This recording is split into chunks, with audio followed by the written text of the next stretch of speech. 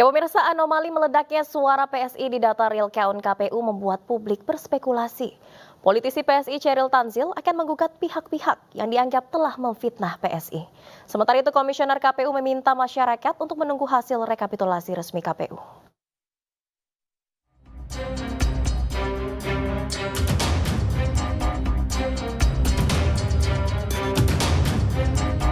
Publik digemparkan dengan perolehan suara Partai Solidaritas Indonesia yang mendadak melejit hanya dalam kurun waktu 3 hari.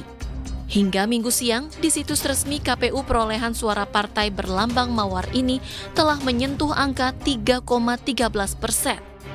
Sementara pada hasil hitung cepat atau quick count sejumlah lembaga survei, suara PSI lebih sedikit dari real count KPU.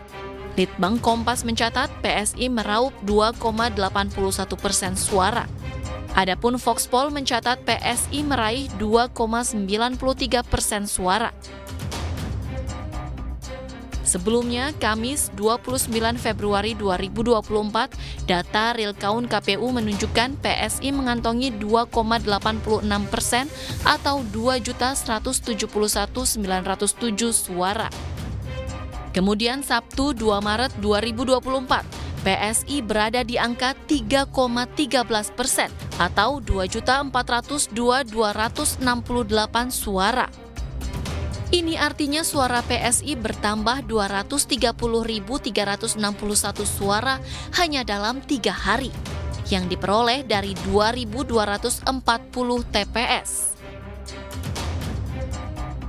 Pengamat politik sekaligus Direktur Eksekutif Indikator Politik, Burhanuddin Muhtadi turut mengkritisi anomali perolehan suara PSI.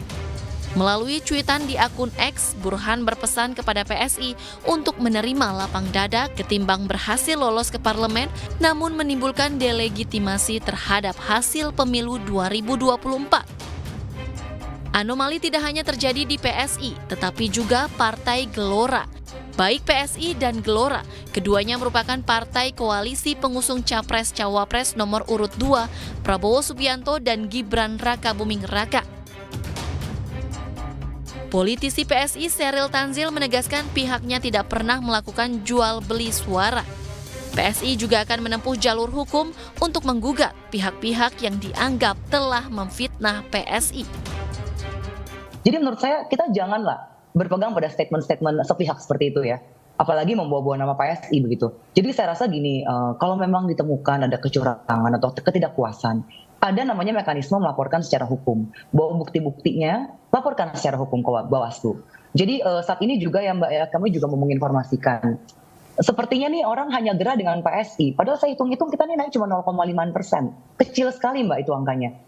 Saat ini ya PSI akan menggugat orang-orang yang membawa narasi, menfitnah PSI, melakukan kecurangan. Kalau memang yang mengatakan itu tidak membawa bukti, ya tentunya kami akan proses hukum.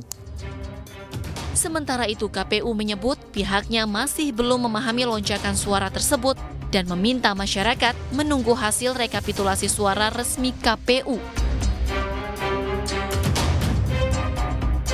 Sebelumnya dalam berbagai kesempatan, PSI percaya diri partai yang dipimpin putra bungsu Presiden Jokowi, Kaesang Pangarep ini akan lolos melenggang ke Senayan. Adapun ambang batas parlemen untuk masuk ke DPR RI, parpol harus mengantongi minimal 4% suara sah nasional. Tim Liputan iNews melaporkan.